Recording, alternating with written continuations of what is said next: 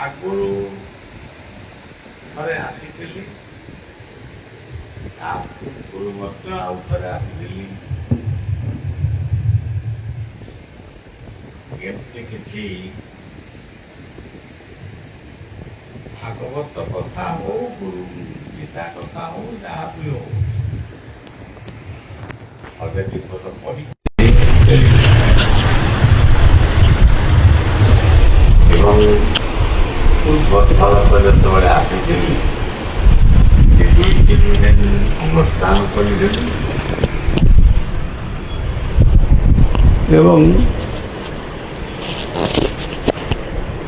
ଧର୍ମସଭା ବା ସତସଙ୍ଗର ଅନୁଷ୍ଠିତ ହୋଇଥିଲା।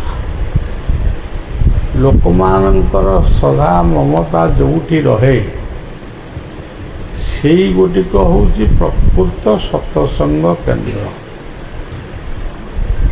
ଯେଉଁଠି ଶ୍ରଦ୍ଧା ନାହିଁ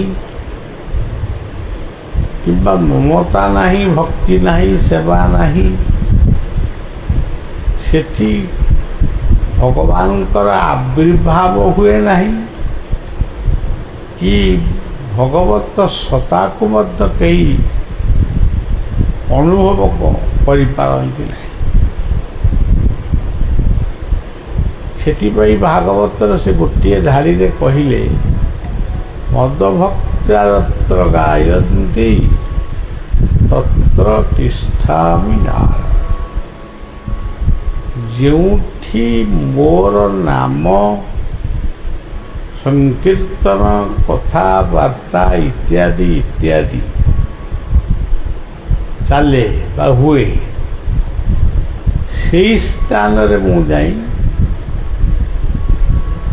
ଅବତରଣ ହୁଏ ଏବଂ ମୁଁ ସେଇ ସ୍ଥାନକୁ ହିଁ ଭଲ ପାଏ। ଏ କଥା ଆମେ ଶାସ୍ତ୍ରରେ ଶୁଣିଦେଲେ ଏବଂ ଆଉ ଶୁଣିକିରି ଆମେ କାହାକୁ ଗୋଟେ ବର୍ଣ୍ଣନା କରିକିରି କହିଦେଲୁ ଯେ ଯେଉଁଠି ସତ୍ସଙ୍ଗ ବା ସାଧୁସଙ୍ଗ ହୁଏ, ସେଠି ଭଗବାନଙ୍କର ଗୋଟେ କୃପା ବା ଆବିର୍ଭାବ ସେଠି ହୁଏ। କିନ୍ତୁ ଯେଉଁମାନେ ଏ କଥା କହୁଛନ୍ତି, ସେମାନେ ଯେ ଏହାକୁ ପ୍ରକୃତରେ ଅନୁଭବ କରିଥିବେ, ଏ କଥା ମଧ୍ୟ ମୋର କାହିଁକି ବିଶ୍ୱାସ ହୁଏ। ମୋର ବିଶ୍ୱାସ ହୁଏ ଯେଉଁଠି ପରସ୍ପର ପ୍ରତି ଭଲ ପାଇବା ରହେ, ଯେମିତି ଆମର ଘର ସଂସାର ଭିତରେ ଆପଣମାନେ ଜାଣିଥିବେ, ଭାଇ ଭଗାରୀ ସିଏ ତାକୁ ଦେଖିପାରେ ନା କି କେହି କାହାରି ସୁଖ ସ୍ୱାଚ୍ଛନ୍ଦ୍ୟକୁ କେହି ଦେଖିପାରନ୍ତି ନାହିଁ। କେବଳ ମୋର ତୋର ହେଇକିରି ଦୁନିଆରୁ ଯାଆନ୍ତି। ଠିକ୍ ସେହିପରି ଯେଉଁ ଅନୁଷ୍ଠାନରେ ପୁରୀ ଶ୍ରୀକ୍ଷେତ୍ରଙ୍କ ଠାରୁ ଆମର ଗୁରୁକ୍ଷେତ୍ର ପର୍ଯ୍ୟନ୍ତ ଯେଉଁଠି ଏଇ ସବୁ ଜିନିଷ ଗୁଡ଼ିକ ଥାଏ, ସେଠାରେ ଠାକୁରଙ୍କ ମୂର୍ତ୍ତି ଥାଏ, କିନ୍ତୁ ମୂର୍ତ୍ତିର ଯେଉଁ କରାମତି ବା ତାର ଯେଉଁ ମହିମା, ସେ ମହିମାକୁ ଠିକ୍ ଭାବରେ ଆମେ ଜାଣିପାରୁନା। ଆମକୁ ଅନୁଭବ ହୁଏ ନା, ଆମେ ଜାଣିବୁ କେମିତି? ଏଇଠି ଦେଖନ୍ତୁ, ଗୋଟେ ଜାଗାରେ ଆମେ ବସିଛେ, ଆମକୁ ଯିଏ ପଚାରୁଛି କେଉଁଠି ବାବା ଯିବେ ବା କେଉଁଠି ପ୍ରୋଗ୍ରାମଟି ହେବ, ଆମେ ସେମାନଙ୍କୁ କ'ଣ କହିବୁ? ଆମେ ଯେତିକି ଜାଣିଛୁ ସେତିକି କହିବୁ। ଆମେ ପରାହାଟ ଯିବୁ। ପରାହାଟର ବୈକୁଣ୍ଠଙ୍କର ଦ୍ୱାରା ପ୍ରତିଷ୍ଠିତ ଏକ ଆଶ୍ରମ ପ୍ରାଙ୍ଗଣକୁ ଆମେ ଏଇ ଦୁଇଟି କଥା ଭିତରେ ମଧ୍ୟ ସତ୍ସଙ୍ଗ ସରିଗଲା। ଆମେ ଯେଉଁ ଦୁଇଟି ଶବ୍ଦ କହିଲେ ପରାହାଟ ଏବଂ ବୈକୁଣ୍ଠ, ଏଇ କଥା ଭିତରେ ଆମର ସତ୍ସଙ୍ଗ ସରିଲା। ଯେତେବେଳେ ଭଗବାନ ଶ୍ରୀକୃଷ୍ଣ ମହାଭାରତ ଯୁଦ୍ଧରେ ଅର୍ଜୁନଙ୍କୁ ସେ ବୁଝଉଥିଲେ ବା ତାଙ୍କର ଅମୀମାଂସିତ ପ୍ରଶ୍ନର ଉତ୍ତର ସେ ଦେଉଥିଲେ, ସେହି ସମୟରେ ସେ କହିଥିଲେ, ମୁଁ 8ଟି ପରାଶକ୍ତି ଦ୍ୱାରା ଏ ଜଗତକୁ ମୁଁ ପରିଚାଳନା କରୁଛି। ଯିଏ ଶୁଣିବ ସିଏ ଆଗେ ଆଶ୍ଚର୍ଯ୍ୟ ହେବ, ଏଡ଼େ ବଡ଼ ଜଗତ, ଏହାକୁ 8ଟି ଶକ୍ତି ଦ୍ୱାରା ଭଗବାନ ପରିଚାଳନା କରୁଛନ୍ତି।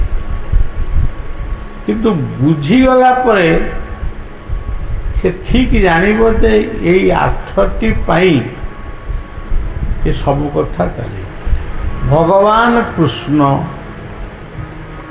ସେ ଜନ୍ମ ହେଲେ ସେଇ ଅଷ୍ଟମୀ ତିଥିରେ, ଜନ୍ମାଷ୍ଟମୀ। ରାଧାରାଣୀ ଜନ୍ମ ହେଲେ ସେଇ ଅଷ୍ଟମୀ ତିଥିରେ, ରାଧାଷ୍ଟମୀ। ଏବଂ ଆମର ଯେଉଁ ଗାଁ ଗହଳିରେ ଗୋଟେ ଜ୍ୟେଷ୍ଠ ପୁଅମାନଙ୍କୁ ଗୋଟେ ସମ୍ମାନ ଦିଆଯାଏ, ସିଏ ମଧ୍ୟ ହେଉଛି ସେଇ ଅଷ୍ଟମୀ। ଯେତେବେଳେ ଆମେ ଦୁର୍ଗା ପୂଜା କରୁ, ଦୁର୍ଗା ପୂଜାର ଅଷ୍ଟମୀ ତିଥିଟି ହେଉଛି ପ୍ରକୃତରେ ଦୁର୍ଗାଙ୍କୁ ପୂଜା କରି ସନ୍ତୁଷ୍ଟ କରିବାର ମୁହୂର୍ତ୍ତଟି ହେଉଛି ଅଷ୍ଟମୀ। ଆପଣ ଏଇ ଦେଖନ୍ତୁ ଅଷ୍ଟମୀଟି କେମିତି ଭୋଗ ହେଉଛନ୍ତି। ସେ ପୁଣି ଗୀତାରେ ଲେଖା ହେଇଛନ୍ତି, ଆଡ଼ୁ ସାଡ଼ୁ କେଉଁଠି ଲେଖା ହେଇନି। ଆଜିକାଲି ତ ଆଡ଼ୁ ସାଡ଼ୁ ଯିଏ ଯାହା ପାଉଛି ତା ଗୋଟେ ଲେଖିଦେଇ କହିଦେଉଛି। କିନ୍ତୁ ପ୍ରକୃତରେ ସିଦ୍ଧାନ୍ତ କଥା ଯଦି ଆପଣମାନେ ଶୁଣିଥିବେ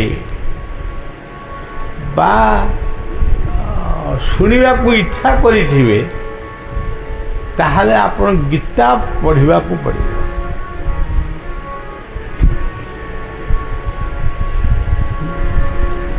ଗୀତାରେ ଲେଖା ହେଇଛନ୍ତି, ଭୂମିରା ପାନଲୋ ବାୟୁ ଖଙ୍ଗ ମନ ବୁଦ୍ଧିରେ ବଚ ଅହଙ୍କାରଂ ଇତି ଅନ୍ନେ ଭିନ୍ନା ପ୍ରକୃତି ରଷ୍ଟ। ହେ ଅର୍ଜୁନ, ଇଏ ଜଗତରେ ତ ଅନେକ ବାହାସ୍ପଟ ମାରୁଛନ୍ତି। ଜ୍ଞାନୀ ତା ଜାଗାରେ ଅଛି, ବିଜ୍ଞାନୀ ତା ଜାଗାରେ ଅଛି, କବି ତା ଜାଗାରେ ବଡ଼, ଲେଖକ ତା ଜାଗାରେ ବଡ଼। ସମସ୍ତେ କହୁଛନ୍ତି ଆମ କଥାଟା ଠିକ୍, ଆଉ ସବୁ କଥା ଭୁଲ ବୋଲି ଯଦି ନ କହୁଛନ୍ତି, କିନ୍ତୁ ସେମିତି ଗୋଟେ ବାକ୍ୟ ବି କହୁଛନ୍ତି, ଆମେ ଠିକ୍, ଆମର ଠିକ୍, ଆଉ ସବୁ ଭୁଲ। ଜଣେ କୃଷ୍ଣଙ୍କୁ ପୂଜା କରୁଛି, ସେ ପୂଜା କରୁଛି, ଭକ୍ତିରେ ପୂଜା କରୁଛି, କିନ୍ତୁ ସେଇଠି ରାମଙ୍କର ଗୋଟିଏ ମୂର୍ତ୍ତି ଥୁଆ ହେଇଛନ୍ତି, ତାଙ୍କୁ ସେ ଏତେ ଶ୍ରଦ୍ଧାରେ ପୂଜା କରିପାରିବେ। ହଁ ଗୋଟେ ମୁଣ୍ଡିଆ ମାରିକି ଚାଲିଗଲା। ତାମାନେ ସିଏ ଭାବୁଛି କୃଷ୍ଣ ଆଉ ରାମ ଦିଟା,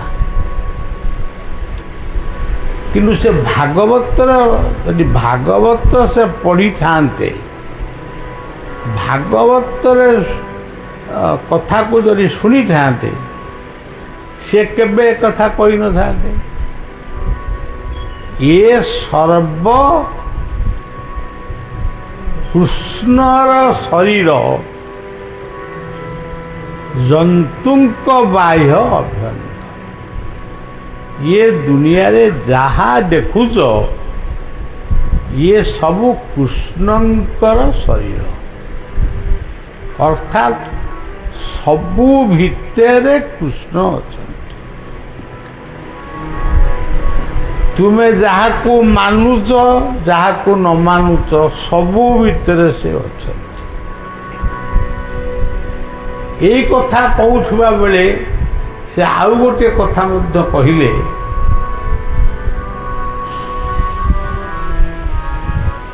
ଉଦ୍ଧବ କୃଷ୍ଣଙ୍କୁ ଖୋଜିବୁ, ମୁଁ ମଲେ କୃଷ୍ଣଙ୍କୁ ପାଇବୁ।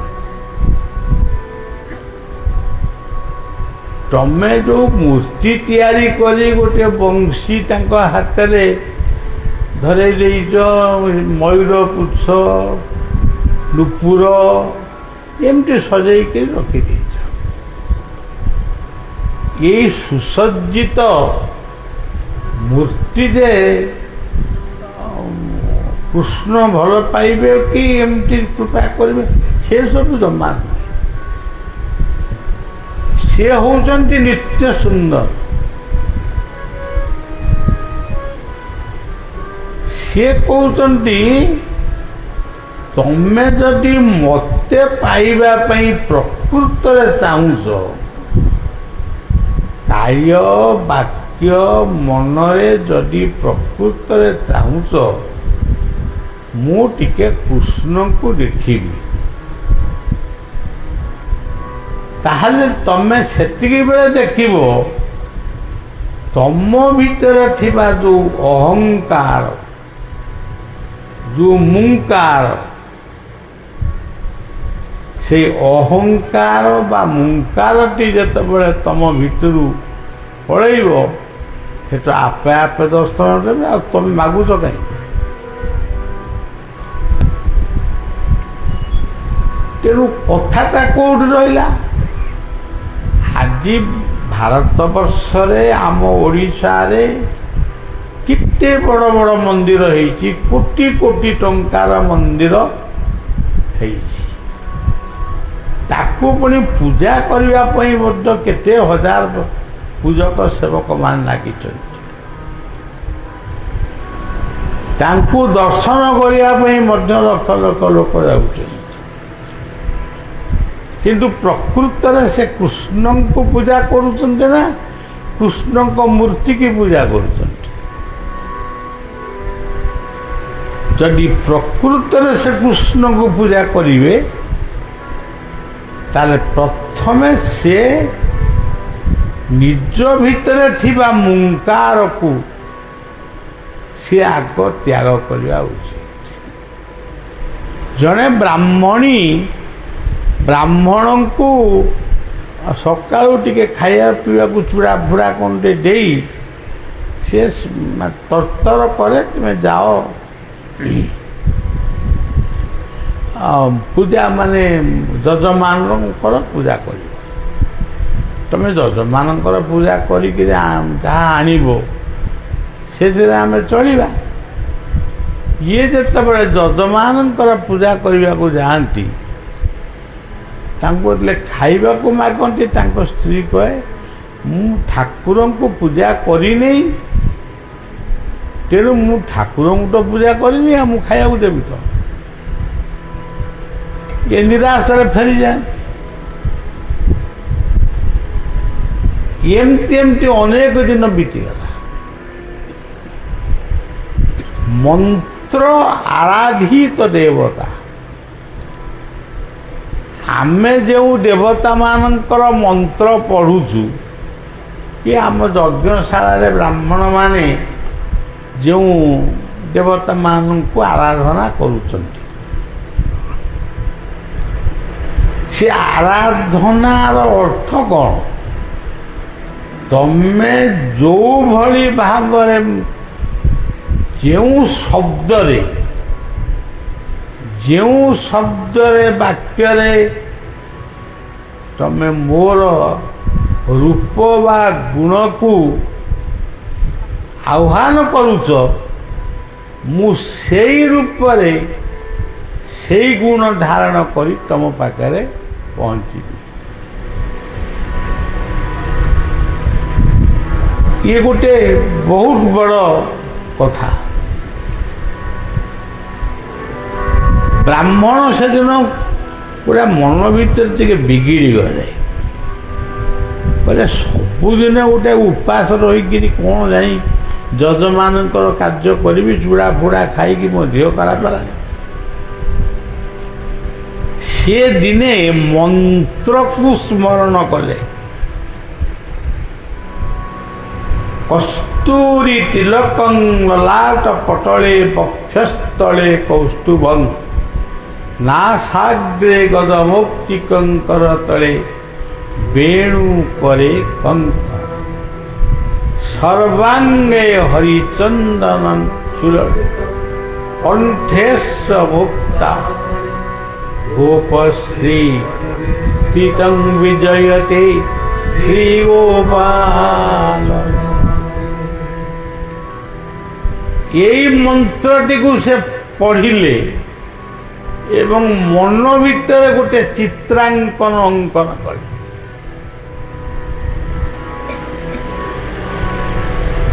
ଏତିକି କରିଛନ୍ତି, ଆଉ କିଛି କରିନାହାନ୍ତି।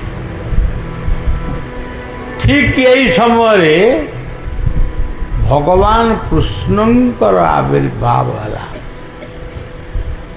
ଆପଣମାନେ ଜାଣିଛନ୍ତି ଏମିତି ଆମ ସବୁ ଗାଁ ଗହଳିରେ ଗାଈ ଫିଟାନ୍ତି, ଗାଈ ଫିଟା ହୋ ଗାଈ ଗଲେ ହୋ, ଏମିତି ସବୁ କହୁଛନ୍ତି। ଏବେ ତ ଆଉ ସେସବୁ କିଛି ନାହିଁ। କିନ୍ତୁ ଇଏ ମନ୍ତ୍ର ଦେବତାକୁ ମଧ୍ୟ ଆକର୍ଷିତ କରିପାରେ। ଯେତେବେଳେ ସେ ଆକର୍ଷିତ ହେଇ ସେ ମନ୍ତ୍ର ଜୀବନ୍ତ ହେଇଯାଇଛନ୍ତି, ତାଙ୍କ ସ୍ତ୍ରୀ କିଛି ଦୂରରେ ଦେଖୁଥିଲେ ଯେ ତାଙ୍କର ସ୍ୱାମୀ ଗୋଟେ କ'ଣ ମନ୍ତ୍ର ପଢ଼ୁଛନ୍ତି, ସିଏ ଗୋଟେ ସେଇଭଳିଆ ଗୋଟେ ଲୋକ ଆସିକିରି କ'ଣ ମୋ ସ୍ୱାମୀ ସହିତ କଥାବାର୍ତ୍ତା ହେଲାଣି। ସେ ସାଙ୍ଗେ ସାଙ୍ଗେ ଗୋଟେ ଛାଞ୍ଚୁଣି ଧରି ଯେ ଘର ଓଳାନ୍ତି, ସେ ଛାଞ୍ଚୁଣିକି ଧରିକିରି ତାଙ୍କ ପଛେ ପଛେ ଗୋଡ଼େଇଲା ଯେ ମୋର ସ୍ୱାମୀଙ୍କୁ ତମେ ବାବାଜୀ କରିବ ବୋଲି କି କୁଆଡ଼େ ଗୋଟେ ନେଇଯିବ ବୋଲି ତମେ ଏଠି ପୁରା ଚାଲାକି କରୁଛ, ଯିବ ନା ଏଠି ମାଡ଼ ଖାଇବ। ଏ ତ ଅନ୍ତର୍ଯାମୀ, ଏ ସାଙ୍ଗେ ସାଙ୍ଗେ ବିଲୀନ ହେଇଗଲେ। ଭାଗବତ ସେ ପଦ ସବୁ ସୁନ୍ଦର ପଦ ଅଛି। ଦୁର୍ଜୟ ଦେହ ମୋର ଶୂନ୍ୟ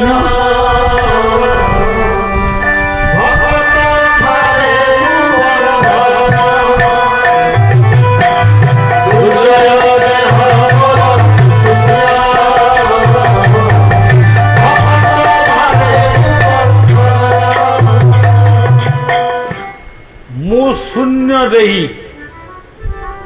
ତମ କଥାରେ ମୁଁ ନାହିଁ କି ଆଉ କାହା କଥାରେ ନାହିଁ।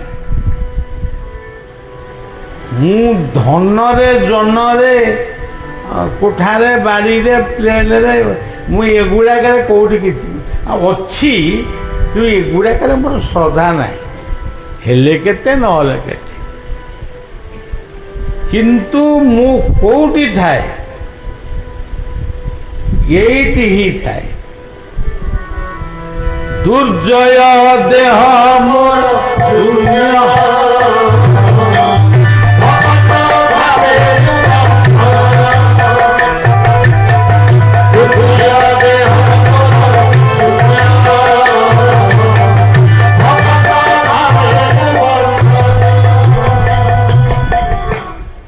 ଯେଉଁଠି ମୋ ଭକ୍ତ ମାନେ, ଭକ୍ତ କହିଲେ ଆପଣ ଭାବୁଥିବେ ଭକ୍ତ କହିଲେ ଆମେ ସବୁ ବ୍ୟାଖ୍ୟା ଯେମିତି କରୁ, ଅତି ଅଲଣା ବ୍ୟାଖ୍ୟା ଗୁଡ଼ାକ ଆମେ କରୁ, ତାହେଲେ ଲୁଣ ପର୍ଯ୍ୟନ୍ତ ଥାଏ। ଅଲଣା ବ୍ୟାଖ୍ୟା ଆମେ ସବୁ କରୁ। ନାକଠୁ ମୁଣ୍ଡ ଯାକେ ତିଲକ ନାଇବୁ, ଜଟାଟାଏ ରଖିବୁ, ମାଳିରୁ ପୁଳାଏ ପକେଇବୁ, ଆଉ ଏମିତି ସବୁ ଗୋଟେ ଭେଷଭୂଷା ହେଇକିରି ଆମେ ପାଉଁଶ ବୋଳି ହବୁ, ଏମିତି ଗୋଟେ ଭେଷଭୂଷା ହେଇକି ବାହାରିଲେ ଆମେ ଭକ୍ତ ହେଇଗଲୁ। କିନ୍ତୁ ଭାଗବତ ଏସବୁ କଥାକୁ ଗ୍ରହଣ କରନ୍ତିନି। ସିଏ କହନ୍ତି ମୁଁ ଦୁର୍ଜୟ, ଏ ଦୁନିଆରେ ମତେ କେହି ଜୟ କରିପାରିବେ ନାହିଁ। ସବୁ କରିପାରିବେ, କୋଟିପତି ହେଇଯିବେ, କିନ୍ତୁ ମତେ ଜୟ କରିପାରିବେନି। ସେଇଥିପାଇଁ ମୋର ଦ୍ୱାରପାଳଙ୍କ ନାଁ ହଉଛି ଜୟ ଆଉ ବିଜୟ। ମତେ କେହି ଜୟ କରିପାରିବେନି। କେବେ ମୁଁ କୋଉଠି ଯାଇ ପହଞ୍ଚେ, ମତେ ନ ଡାକିଲେ ବି ମୁଁ ଯାଇ ପହଞ୍ଚେ। ମୋର ଦେହ ହଉଛି ଶୂନ୍ୟ, ସେଠି ଧୂଳି କଣା ବି ନାହିଁ, ପବନ ନାହିଁ, ଆଲୋକ ନାହିଁ, ଧୂଳି କଣା ନାହିଁ, କିଛି ତ ନାହିଁ। ଆଉ ମୁଁ ସେଇଠି ଯାଇ ପହଞ୍ଚେ। ଆଉ କେମିତି ପହଞ୍ଚନ୍ତି? ଭକତ ଭାବେ ମୋ ବନ୍ଧନ,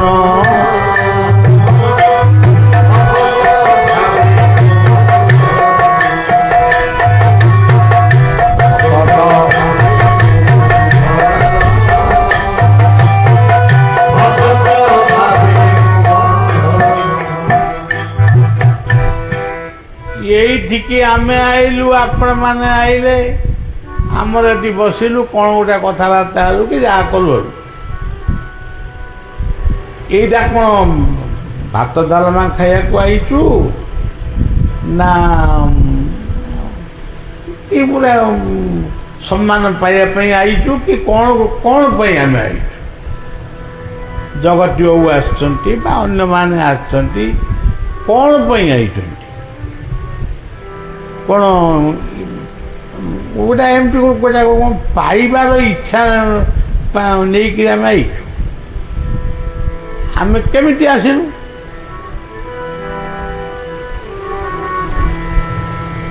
ଭକତ ଭାବେ ମୁଁ ବନ୍ଦନ,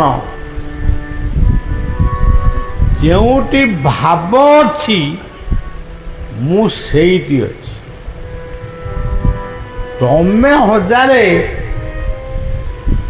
କଲିକତାରୁ ଫୁଲ ମଗେଇକିରି ପୂଜା କରିବ, ବାଙ୍ଗାଲୋର ବା ଏଇଟା କ'ଣ ବୃନ୍ଦାବନ ସେଠୁ ଚନ୍ଦନ କାଠ ଆଣିକିରି ଘୋରିକିରି ଲଗେଇବ, ସେଗୁଡ଼ା କ'ଣ ମୋର?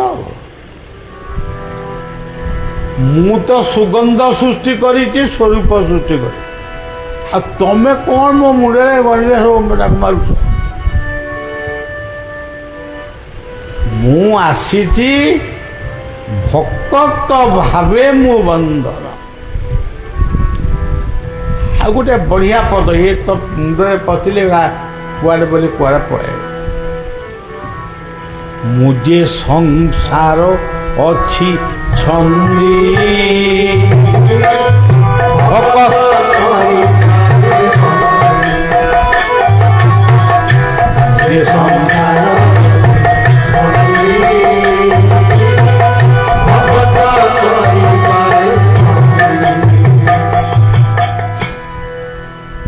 ये संसार रे मु गोटे एमिटी ओडुआ जाल जे तमे कौन मते बांधिबो कोउथे ये कदली दी फेणा आनिकी मते भोग कर दो मु सेइतरे बंधा तमे कौन मते बांधिबो मु कोउठे बंधा हेबी से कथा मु कहूँ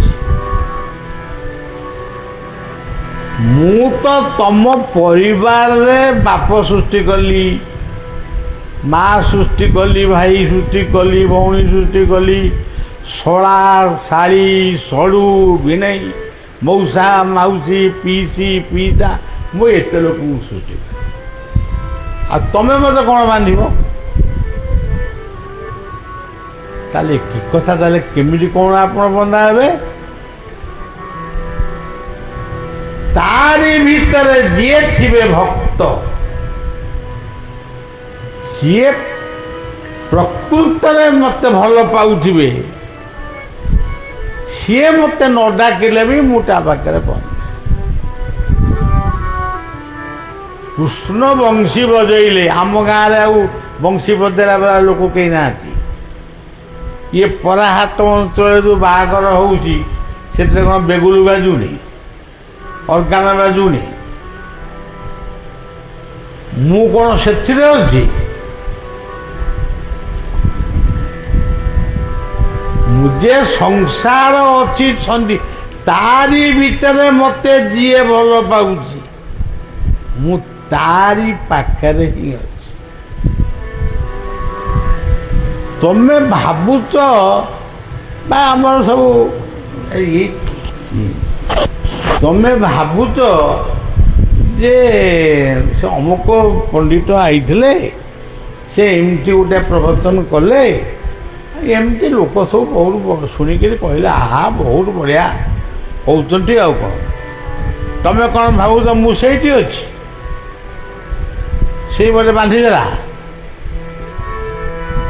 नायम नात्मा प्रवचन न लभ्यति प्रवचन देकर मत कौन किए बांध सब काटिदेले मुझे बंधा ना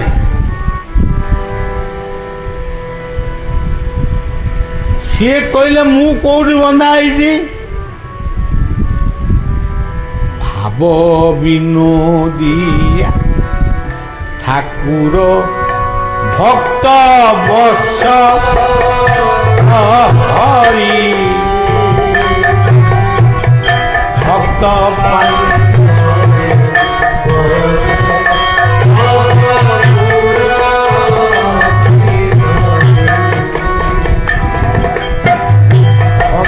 विनोद भक्त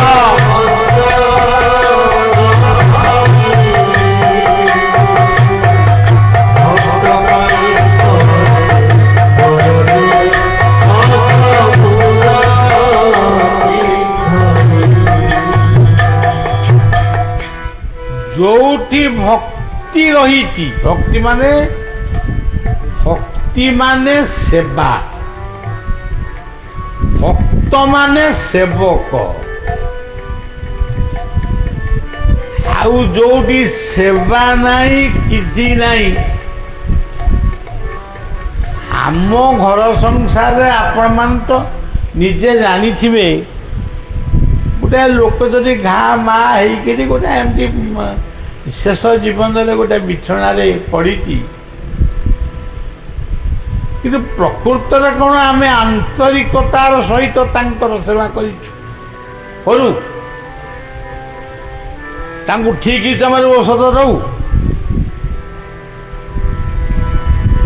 तेणु भागवत कहले तम कथारे मु राजी नुहे सेवा का पुण्य भक्ति पड़े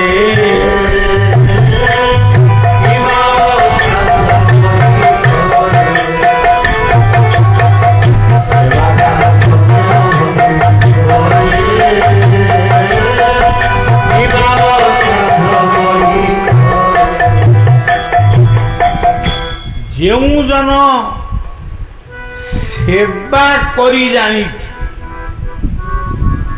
ସେବା ମାନେ ଗୋଡ଼ ମୋଡ଼ିବା ହାତ ମୋଡ଼ିବା ସେଗୁଡ଼ାକ ନୁହେଁ, ଯେଉଁ ଜନ ପ୍ରକୃତରେ ଭଲ ପାଇ ଶିଖିଛି ତାର ଆଭ୍ୟନ୍ତରୀଣ ଆବଶ୍ୟକକୁ ସେ ପୂର୍ଣ୍ଣ କରିପାରିବ। ଆଉ ମା କହୁଛି ବାପାକୁ ଯାଉଛୁ ହାଟକୁ ରସଗୋଲା ଆଣିବୁ, ହାଡ଼ୁ ଆଣିଲା ମା ମୁଁ ଭୁଲିଗଲି, ଏଇ କ'ଣ ସେବା? ଏଇ ସେବାରେ ଭକ୍ତ ଖୁସି ହେବେ। କୋଉ ଠାକୁରଙ୍କୁ କେତେ ଦିନ କିଏ ଖୁଆଇଛ? ଏତ ନନାମାନେ ଅଛନ୍ତି, ଏତ ନନାମାନେ ଅଛନ୍ତି। ନନାମାନେ ସତ କହନ୍ତୁ, ମୋ ରାଣ ପକେଇକିରି କହନ୍ତୁ, କୋଉ ଦିନ କୋଉ ଠାକୁରଙ୍କୁ ଆପଣ ଖାଇବାକୁ ଦେଇଛନ୍ତି? କି ନନା ଏଇ କାକରା ପିଠାଟା ବହୁତ ବଢ଼ିଆ ଲାଗୁଛି, ଆଉ ଟିକେ ଦେଲେ କହିଛନ୍ତି? କିନ୍ତୁ ସିଏ ସେପଟରେ କହୁଛନ୍ତି ଆମେ ତ ତାକୁ ପଢ଼ିନୁ, ଜୀବକୁ ଭୁଞ୍ଜା ଭୁଞ୍ଜଇ ଅନ୍ତରେ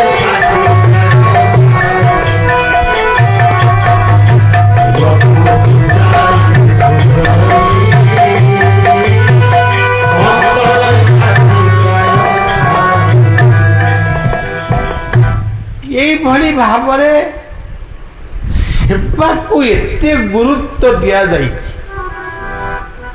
ଗୀତାରେ ମାନେ କହିଦେଇଛନ୍ତି, ଅର୍ଜୁନ ତମେ ଯାହା ମତେ ଦଉଛ ଦିଅ, ମୁଁ ସେଗୁଡ଼ା କିଛି ମୋର ତ କିଛି ଦରକାର ନାହିଁ, ତୁ ଦଉଛ କାହିଁକି? କଣ ଦେବି ପ୍ରଭୁ? ତଦବିଧି ନିୟମରେ ଚାଲ, ତଦବିଧି ପ୍ରଣିପାତ, ଯାହାକୁ ଯୋଉ ପ୍ରକାରର ପ୍ରଣାମ ଟିକେ କରିବା କଥା କର। ଆଉ ସାଇକେଲରେ ବସି ସାର୍ ନମସ୍କାର ଏଇଥିରେ ଶିଖୁଛି।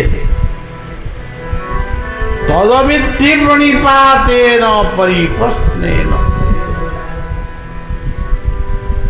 ଆଉ ତମେ କିଛି ନାହିଁ, ଖାଲି ଶୁନୁକୁ ଶୁନ ସବୁ ଆମେ ଏମିତି କଲୁ ସେମିତି କଲୁ। କିଏ କହନ୍ତି ଆମେ ଠିକ 6ଟା ବେଳେ ପ୍ରାର୍ଥନା କରୁ।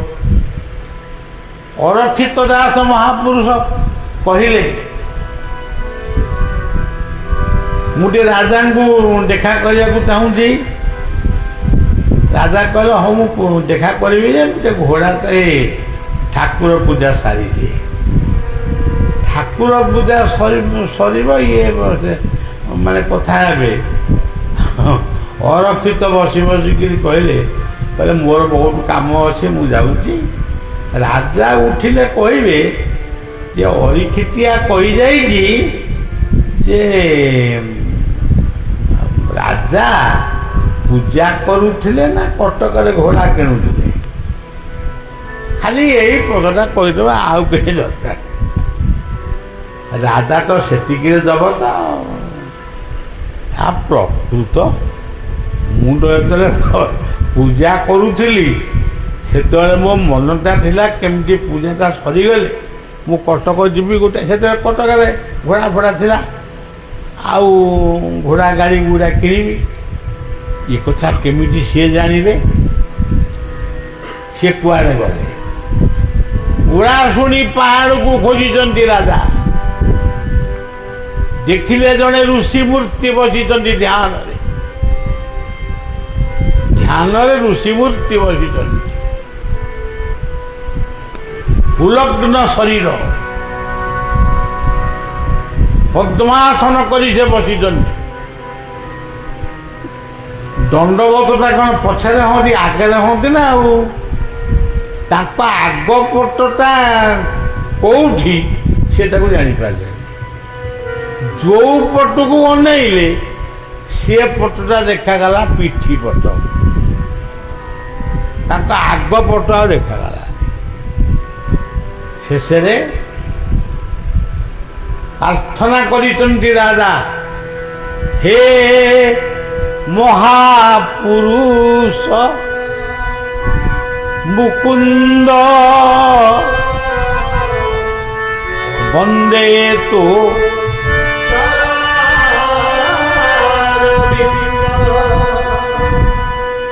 মুনি করন যাকু ধ্যান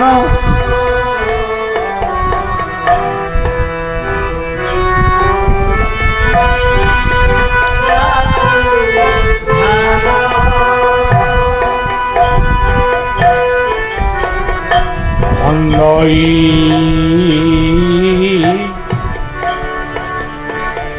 খণ্ডই ভব পরামার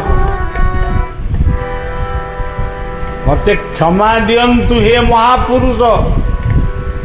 ଆଜି ଆମେ ବୈକୁଣ୍ଠଙ୍କର ଗୋଟେ ବୈକୁଣ୍ଠଙ୍କ ପାଖରେ ବହିଛୁ, ବୈକୁଣ୍ଠ ଘରେ ବହିଛୁ, ବୈକୁଣ୍ଠଙ୍କ ମଠରେ ବହିଛୁ, ବୈକୁଣ୍ଠଙ୍କ ଦେଉଳରେ ବହିଛୁ, ବୈକୁଣ୍ଠଙ୍କ ଗାଁରେ ବହିଛୁ। ସେଗୁଡ଼ା କିଛି ନୁହେଁ, ସେଗୁଡ଼ା ସବୁ ଭାଷା। ଆମେ ବୈକୁଣ୍ଠଙ୍କ ପାଖରେ ବସିଛୁ। ତେଣୁ ଆମେ ଅନୁଭବ କରିପାରୁଛୁ ବୈକୁଣ୍ଠ କିଏ।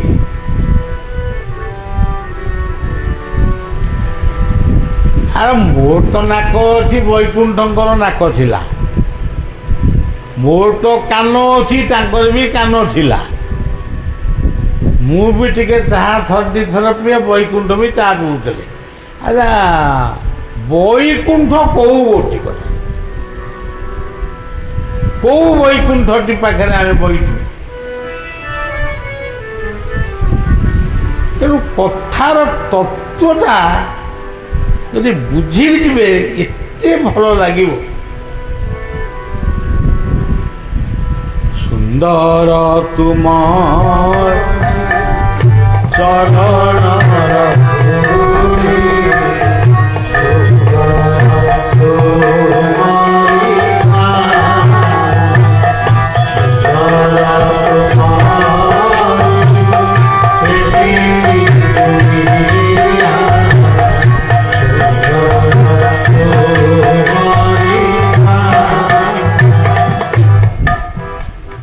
ସେ କୋଉ ଦୁନିଆର ଲୋକ, ସେ ବୈକୁଣ୍ଠ କିଏ? ହଁ ଏମିତି ବି ଜ୍ଞାନୀ ଲୋକମାନେ ବହୁତ ବୈକୁଣ୍ଠ କଥା କହିଲେ।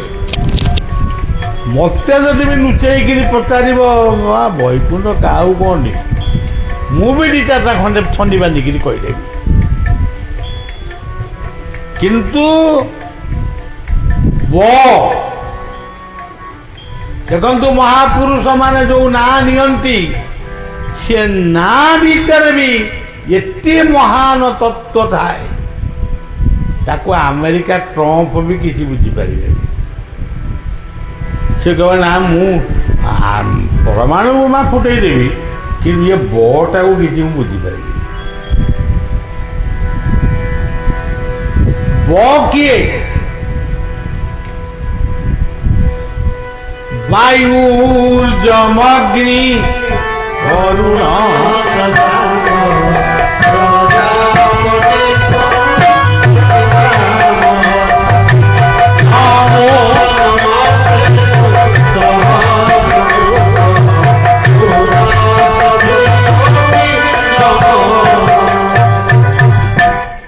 ସେ ବଡି କିଏ? ଏ ଜଗତରେ ଯଦି କେହି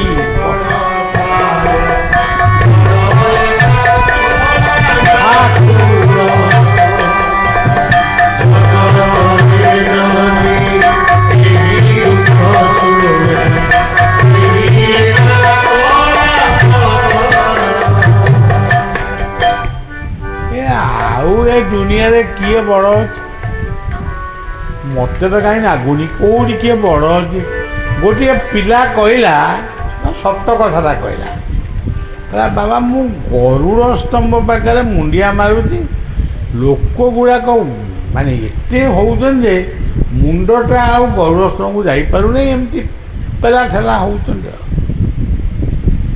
ମୁଁ ଟିକେ ଅଭିମାନରେ କହିଦେଲି ଯେ ଏଇ 6 ଫୁଟିଆ ଗୋଟେ କାଠ ମୁଣ୍ଡିଆ ନା କ'ଣ ତାକୁ କହନ୍ତି, କାଠ ମୁଣ୍ଡିଆକୁ ଦେଖିବା ପାଇଁ ଲକ୍ଷ ଲକ୍ଷ ଲୋକ ଆଉଛନ୍ତି। ଏମିତି କହିଦେଇକି ମୋ ମୁଣ୍ଡିଆ ମାରିକି ଆଇଲି। ରତ୍ନ ସିଂହାସନ ପାଖରେ ବସିନି, ଠିଆ ହେଲି। ମୁଁ ଅନେଇଲି ଜଗନ୍ନାଥ କୋଉଠି, ହଁ ଜଗନ୍ନାଥ ରୂପଟା କୋଉଠି। ମୁଁ ଯେତେ ବାଟକୁ ଅନେଇଲି ମତେ ଦେଖାଗଲା ଜଗନ୍ନାଥ ଆହୁରି ବଡ଼।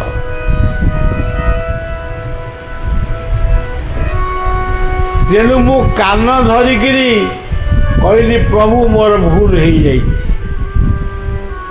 ଇଏ ଦୁନିଆରେ ଆପଣ ହିଁ ପ୍ରକୃତ ବଡ଼, ଆମେ ନୁହେଁ। ତେଣୁ ଏ କଥା କହିବାର କଥା ହଉଛି, ଆମେ ବଇଟେ କୋଉଠି? ଆମେ ବଇଛୁ ବଳେ ଅଶୁଦ୍ଧା ବସୁଧୈବ କୁଟୁମ୍ବକମ୍। ଆମେ ବଇଛୁ ଯେ କେମିତି ବସିଛୁ?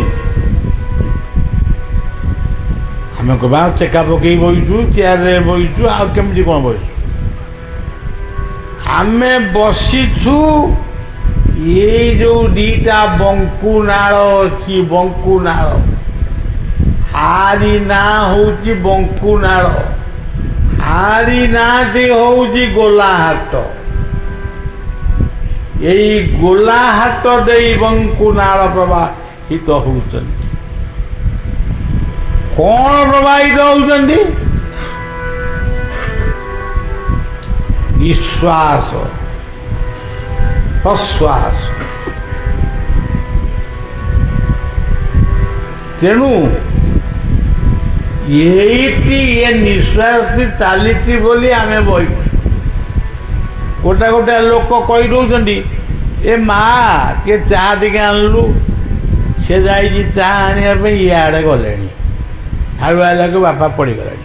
ସେ ବାପାଙ୍କର କ'ଣ ହେଲା? ହଁ ଡାକ୍ତରଖାନାକୁ ନେଲେ, ଡାକ୍ତରଖାନା ହାର୍ଟ ଷ୍ଟ୍ରୋକ୍ ହେଲା। ଆଉ ଏଇ ହଉଛି ଦୁନିଆ, ଏଇ ହଉଛି ଆମର ମଣିଷ ପଣିଆ, ବଡ଼ ପଣିଆର କଥା।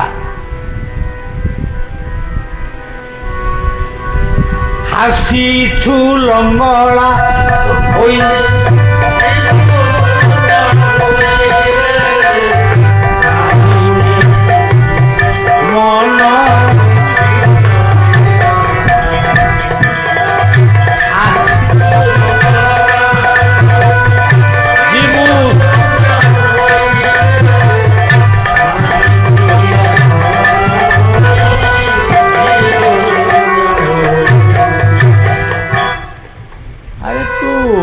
କାହାକୁ ନେଇକିରି ଏତେ ବ୍ୟସ୍ତ?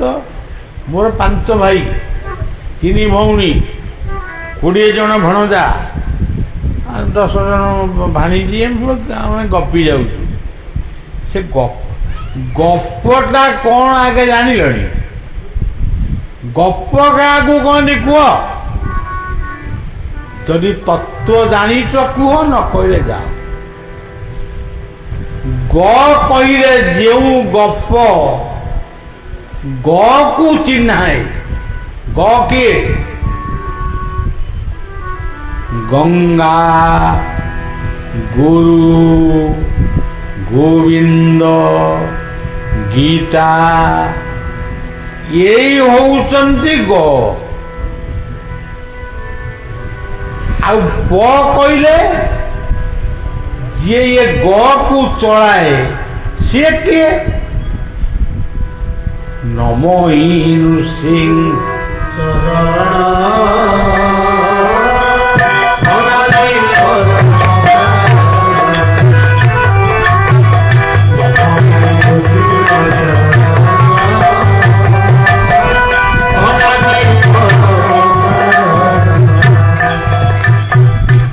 ଏଇ ଗପକୁ ଯୋଉମାନେ ଶୁଣନ୍ତି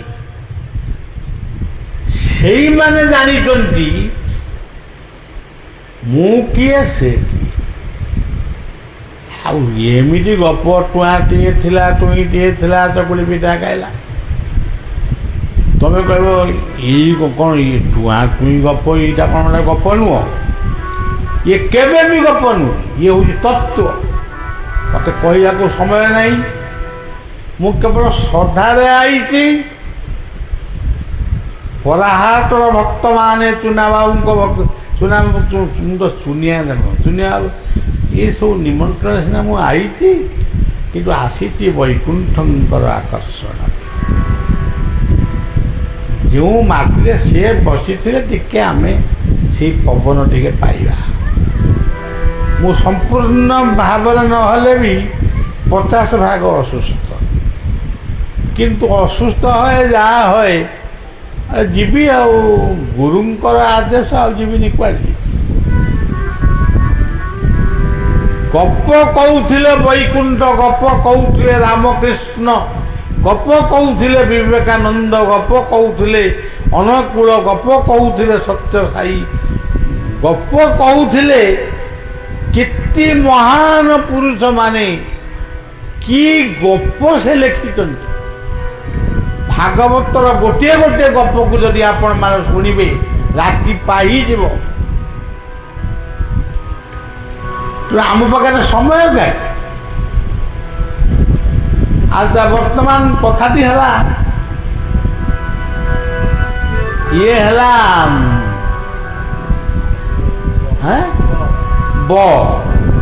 ବ ହେଲା ବସୁଧା, ବ ହେଲା ବାୟୁ। ଆକୁ ସବୁ ବୁଝିଯିବେଣି। ବ ହେଲା ବନି, ବନି ମାନେ ଅଗ୍ନି। ବ ହେଲା ବ୍ୟାମ, ବ୍ୟାମ ମାନେ ଆକାଶ। ବ କହିଲେ ଶେଷ ବ ହେଲା ବ୍ରହ୍ମ। ବ୍ରହ୍ମାର୍ପଣମ୍ ବ୍ରହ୍ମ ହବି ବ୍ରହ୍ମାଗ୍ନୌ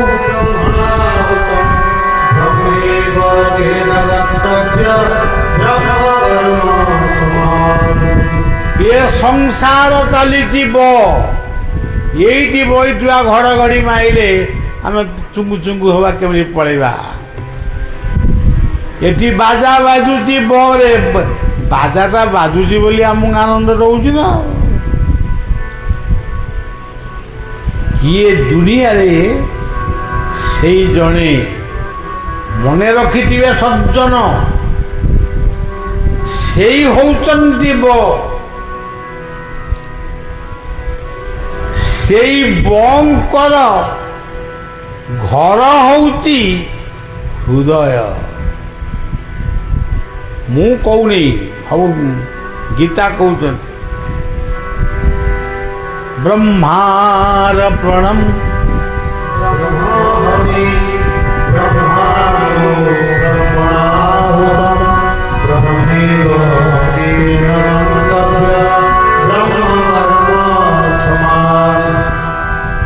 ଏଇ ବ ଭିତରେ ତ ସବୁ ଅଛି ଆଉ। ନିଜକୁ ବାମନ ନହେଲେ, ନିଜକୁ ଯଦି ତମେ ଛୋଟ ବୋଲି ନିଜକୁ ନ ଭାବିବ, ମୁଁ ଗୋଟେ ବିରାଟ ଲୋକ ବୋଲି ଭାବିବ, ସେଠି କିଛି ହବନି। ଅର୍ଜୁନ ନିଜକୁ ଛୋଟ ବୋଲି ଭାବିବା, ସେ ବକୁ ପାଇଲା ନା ଆଉ।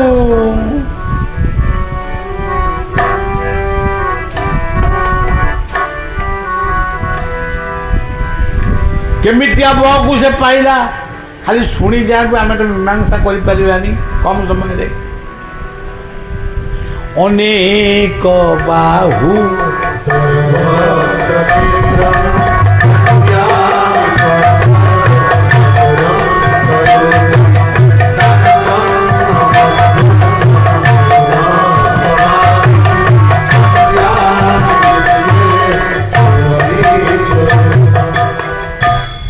এই হଉଛି ব। ଯଦି ଆପଣ ବହୁତ ବୀଜ ମନ୍ତ୍ରଟା ପଢୁଛନ୍ତି, ଖାଲି ବଂ ବଂ ବଂ এই অক্ষরটিକୁ যদি চিন্তন କରି সেই ବ୍ରହ୍ମାନନ୍ଦରେ ନିମଗ୍ନ ହେଇଯାଅ, ତାହେଲେ ସବୁ କଥା କହିଲେ ଆଉ କେଇଟା ଦିନ ଦୁନିଆରେ ଆମେ ରହିବା କି? ଆମେ ଆଉ ଦୁନିଆରେ କେଇଟା ଦିନ ରହିବା? ତେଣୁ ସଜ୍ଜନ, ଇଏ ହଉଛି ବ। ଆଉ ବର ତ ଆହୁରି ବହୁତ କଥା ଅଛି କି ମୁଁ ଏଇ ଗୋଟେ ଖାଲି କହିବି। ବ କହିଲେ ବରୁଣ, ସମୁଦ୍ର। ଆଚ୍ଛା, ତାପରେ ଗୋଟେ କ'ଣ ଶବ୍ଦ ଆଇଲା? ବୈକୁଣ୍ଠ। ଇ ଠାକୁର କୋଉଠି ଅଛନ୍ତି? ସୁନିଆନା ମତେ ନେଇ ଜଗନ୍ନାଥକୁ ଦେଖେଇଲେ, ସେ ବି ଠାକୁର। ବୈକୁଣ୍ଠ ବି କହିଲା ଅଛି, ସେ ମନ୍ଦିର ସବୁ ଜାଗାରେ ଅଛନ୍ତି, ବୈକୁଣ୍ଠ କହିଛନ୍ତି। ଆଉ ତାଙ୍କୁ ଦେଖାଗଲା, ଆଉ ସେ କହିଲେ, ଆଉ ଭୁଲ କ'ଣ କହିଲେ? ଆମେ ଅନ୍ଧ ବୋଲି କ'ଣ ସମସ୍ତେ ଅନ୍ଧ? ଇଏ କହିଲେ, ହେ ଅର୍ଜୁନ, ତମେ ମତେ ଦୁନିଆ ଆଡେ ବୁଲିକିରି ଖୋଜୁଛ, ଈଶ୍ୱର ସର୍ବଭୂତାନାଂ ହୃଦୟେଶ୍ୱର୍ଜୁନ ତିଷ୍ଠତି ରାମୟାନ୍ ସର୍ବଭୂତ ଯନ୍ତ୍ର। ମୁଁ ତୁମରି ହୃଦୟ ତ ଅଛି। ଆଉ କେବେ ଦେଖିବାକୁ ଚାହିଁଛ? ତାକୁ ଧ୍ୟାନ କରୁଛ? ମୁଁ ତମରି ଭିତରେ ଅଛି। ଜଳ ସ୍ଥଳ ବନ ଆକାଶ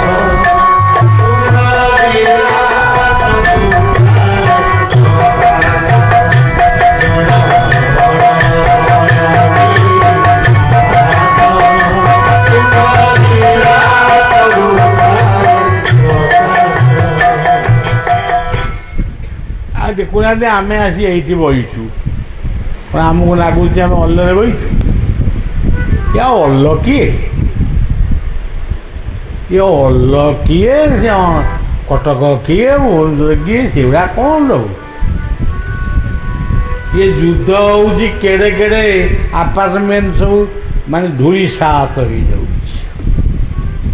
ଏଇ ଅହଙ୍କାରୀ ମଣିଷର ତୁଚ୍ଛା ପ୍ରତିଷ୍ଠା ପାଇଁ କେତେ ଲୋକ, ଆଜି ଲକ୍ଷ ଲକ୍ଷ ଲୋକ ମରିଯାଉ।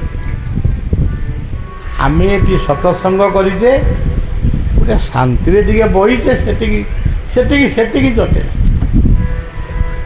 ସେଇ ଗୋଟାକ ପରା କୋଉଠି ମିଳୁନି।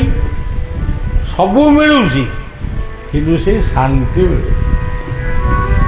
ମଦ ମିଳୁଛି, ସିଗାରେଟ ମିଳୁଛି, ବିଡ଼ି ମିଳୁଛି, ଗଞ୍ଜେଇ ମିଳୁଛି, ଚରସ, ବାଉନ ସୁଗାର, ୟାକୁ ସବୁ ମିଳୁଛି, କିନ୍ତୁ ଗୋଟିଏ କଥା ମିଳୁନି, ସିଏ ହଉଛି ଶାନ୍ତି। ଶାନ୍ତିରେ ବଞ୍ଚିବା ପାଇଁ ହୁଅ ପ୍ରଭୁ ସହାୟ।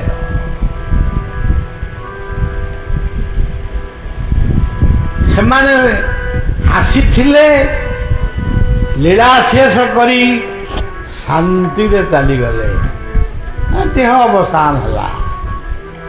ଆଉ ଆମେ ତ ପଡ଼ିଛୁ, ଆଉ ଆମେ ଛୋଟା ମୋଟା ଲୋକ ପଡ଼ିଛୁ। ଆଉ ଆମକୁ କିଏ ଶାନ୍ତି ଦେବ? ଯୁଆଡ଼କୁ ଗଲେ ସାଡ଼େ ଅଶାନ୍ତି। ତେଣୁ ସଜ୍ଜନ, ଈଶ୍ୱରଙ୍କୁ ଖୋଜ। ଈଶ୍ୱର କିଏ? ଗୁରୁ ହଉଛନ୍ତି ଈଶ୍ୱର। ଏଠି ହୃଦୟରେ ଗୋଟେ ଈଶ୍ୱର ଅଛନ୍ତି, ଦେଖି ହଉନି। ଆଉ ଜଣେ ଈଶ୍ୱର କିଏ? ଗୁରୁଙ୍କୁ ନମଣିବ ନର।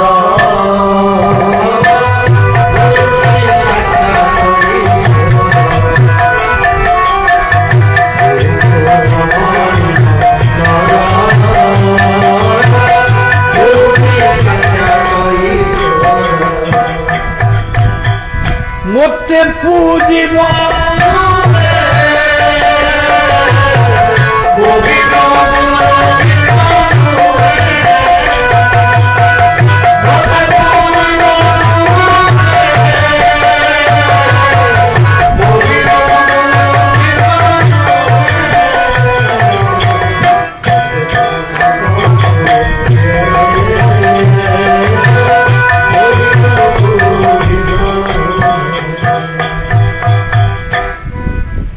ତମେ ସମସ୍ତେ ମୁଁ ବି ତମ ସାଙ୍ଗରେ ଆମେ ସମସ୍ତେ ଭଗବାନ ଭଗବାନ ଭଗବାନ ହଉଛି। କିଏ କହୁଛି ପ୍ରଭୁ ପ୍ରଭୁ ପ୍ରଭୁ। ଇଏ ଭଗବାନ ପ୍ରଭୁ ଇଏ ହେଲେ କମନ ଶବ୍ଦ। କିଏ କହୁଛି ହରିବୋଲ ହରିବୋଲ ହରିବୋଲ, କିଏ କହୁଛି ରାମ ରାମ ରାମ ରାମ। ମାନେ ଏତେ ନା ଆମ ପାଖରେ ହେଲାଣି ଯେ ଆମର କିଛି ମନେ ବି ରହୁନି। କାହିଁକି ଏତେ କଥା ହଉଛ? ଯେହେତୁ ତମେ ଭଲ ଲୋକ ନୁହେଁ ବେଶୀ ଗୁଡାକ ଜପ ମୋ ଉପରେ ରାଗିବେନି। ମୁଁ ଗୋଟିଏ ନାମକୁ ଜପୁଛି। ଗୀତା କହିଲେ ଅର୍ଜୁନ ସର୍ବଧର୍ମା ପରିତ୍ୟଜ୍ୟ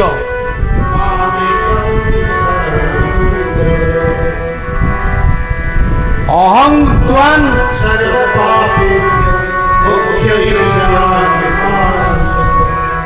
ଭାଗବତ କଣ କହିଲେ? ମୋତେ ସମର୍ପି ସୁତ ଗୀତ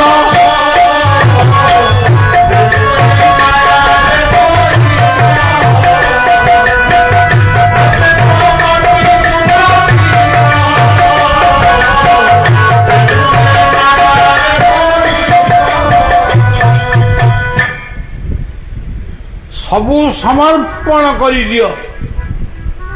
ପ୍ରଭୁ ଏସବୁ ଆପଣଙ୍କର ମୋତେ ଦାୟିତ୍ୱ ଦେଇଛନ୍ତି ଲଣ୍ଠନ ପୋଛିବା ପାଇଁ। ମୁଁ ଲଣ୍ଠନଟି ପୋଛୁଛି, ମୋ ଦାୟିତ୍ୱ ଏତେ। ତେଣୁ ଆମେ କଣ କହୁଛୁ କି ଏଇଟା ମୋର ସେଇଟା ମୋର ସେଇଟା ମୋର। ଆରେ ଏତେ ଗୁଡାକ ତମର, ତମେ ଏତେ ଗୁଡାକ ତମର, ତେଣୁ ତ ବିରାଟ ଲୋକ, ଆମର ତ କିଛି ନାହିଁ। ତେଣୁ କେହି କାହାର କିଏ କେତେବେଳେ କୋଉ ବାଟ ଦେଇ ଖସିବ ତା ମଧ୍ୟ ଆମକୁ ଜଣା ପଡିବ। ତେଣୁ ସଜ୍ଜନ, ଗୁରୁ ହଉଛନ୍ତି ଈଶ୍ୱର, ମା ହଉଛନ୍ତି ଗୁରୁ, ବାପା ହଉଛନ୍ତି ଗୁରୁ, ଶିକ୍ଷକ ହଉଛନ୍ତି ଗୁରୁ, ପୁରୋହିତ ବ୍ରାହ୍ମଣ ଏମାନେ ଗୁରୁ, ସାଧୁ ସନ୍ଥ ମାନେ ହଉଛନ୍ତି ଗୁରୁ। ଏହା ପରେ ମଧ୍ୟ ଆହୁରି ଅନେକ ଗୁରୁ ଅଛନ୍ତି। ଆଉ ତୁମେ ଯଦି ଗୁରୁଙ୍କୁ ନ ମାନିବ, ଯେମିତି ଗୋଟେ ଗୋଟେ ଲୋକ କହୁଛି ଗୁରୁ ଫୁରୁ ମୁଁ ମାନେ। ଆରେ ଗୁରୁକୁ ତ ମାନୁନି, ପୁଣି ଫୁରୁ କଣ? ଆଉ କହୁନୁ ମୁଁ ଗୁରୁକୁ ମାନେନି, ଆଉ ମୁଁ ଗୁରୁ ଫୁରୁକୁ ମାନେନି। ଆଉ ଗୁରୁ ଫୁରୁ କଣ? ମାତୃଗର୍ଭରେ ଯେତେବେଳେ ତୁ ଜନ୍ମ ହେଲୁ ସେତେବେଳେ ଠାରୁ ତୁ ଗୁରୁଙ୍କ ପାଖରେ ପୁଣି ରହିବୁ ମରିବା ପର୍ଯ୍ୟନ୍ତ। ଆଉ ଗୁରୁ ଫୁରୁକୁ କଣ ମାନୁନୁ? ଇଏ କି କଥା? ବଡ଼ ଯଶବନ୍ତ ରାଜଙ୍କର ବଡ଼ ମାୟାବୀ ଜୀବନୁ ବାହାରି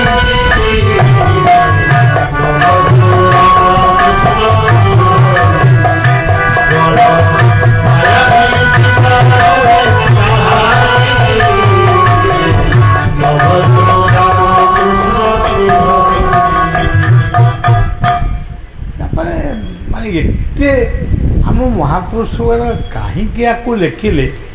ଏଇ ବୈକୁଣ୍ଠ ପଦ୍ୟାବଳୀ କିଏ ତାକୁ ପଢୁଛି ମୁଁ ବି ଜାଣିପାରୁନି।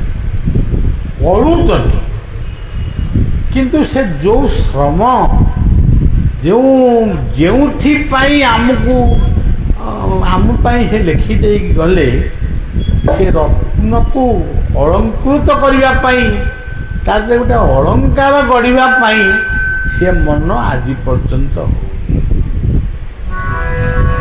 ତେଣୁ ହେ ସଜ୍ଜନ, ଏଇ ହେଲା ଆମର ଜୀବନର ସବୁଠାରୁ ଦୁଃଖ।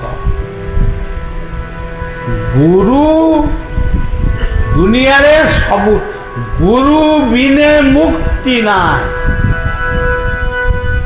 ଓଡ଼ିଆ ଗୋଟେ ଭଜନରେ ଲେଖିଛି, ଦେଖି ନାହିଁ ଭଗବାନ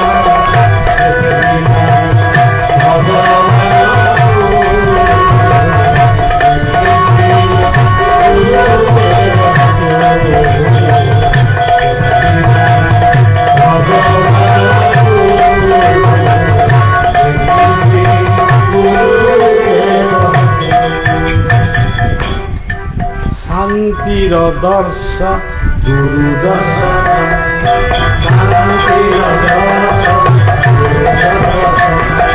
প্রেমময়